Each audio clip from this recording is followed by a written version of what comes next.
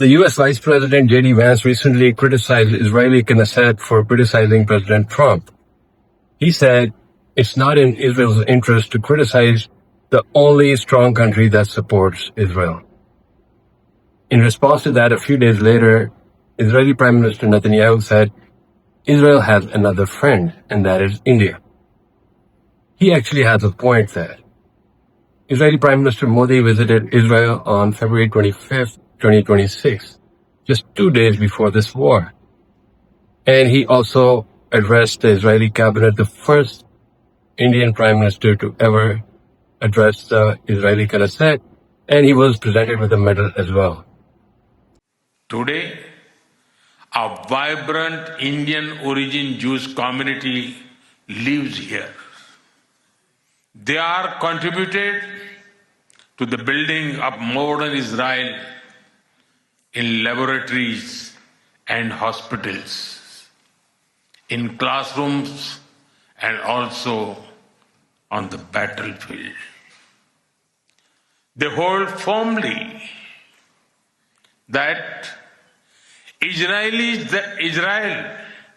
their fatherland and India their motherland. These two men have two things in common. One is their hatred against all minorities, especially Muslims. In the case of PM Modi, he's known for his atrocities against Muslims in Kashmir and also in Gujarat when he was the CM of Gujarat. Similarly, Netanyahu is also known for 3 years of atrocities on Muslims in Gaza and also in Lebanon.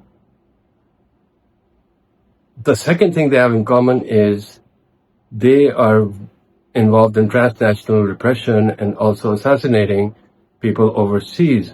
Like Netanyahu ordered the assassination of Yahya Sinwar of Hamas, and also the Irani Supreme Leader Ali Khamenei as well as Ali Larijani.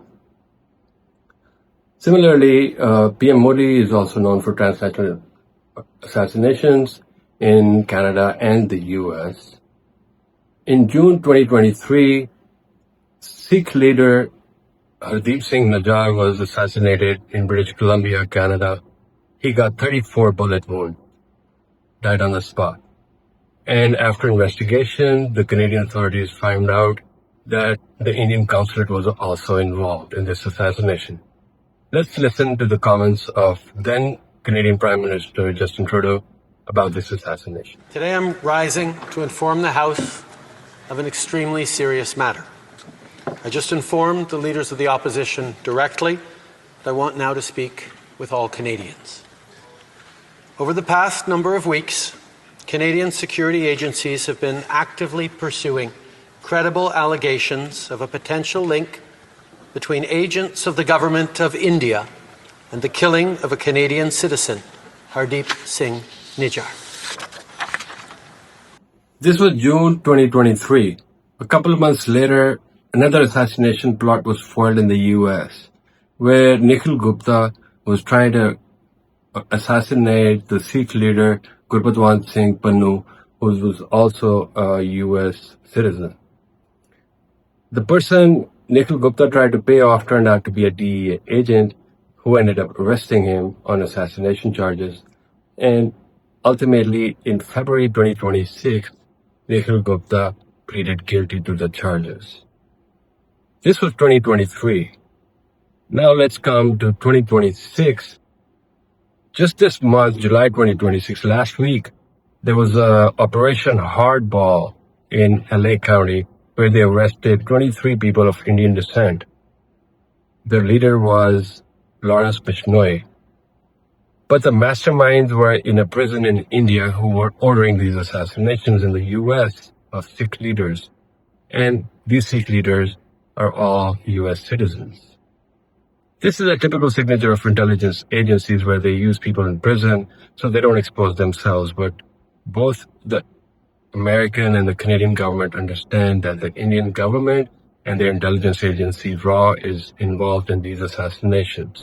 And you are looking live. We're at El Monte. You are looking at one of the suspects in Operation Hardball, part of a transnational, international gang operating based in India. He has just been taken into custody after a morning of following him all day, all morning long. This operation, years in the making, arrests happening simultaneously, not only here in Southern California. Today, though, at least 23 have been taken into custody. So these two countries, Israel and India, it's very easy to blame other countries for terrorism.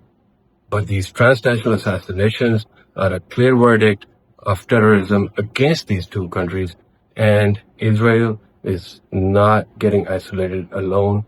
India is also getting isolated, not just in its own neighborhood, but among its Western friends as well.